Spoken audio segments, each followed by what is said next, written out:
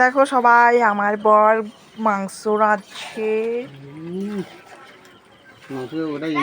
ও বর মাংস রাঁধছো?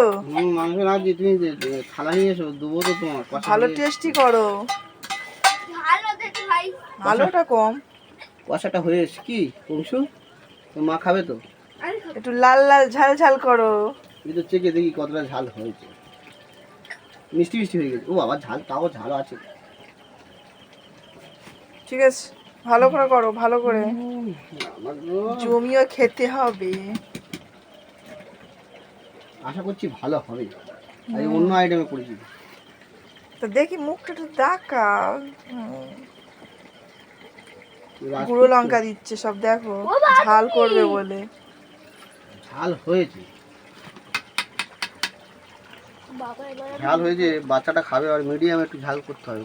না না, ঝাল হোক, তো আঁচলে দিয়ে খাই। ও কেন মাঝে খাবে, কেন মাঝে খাবে?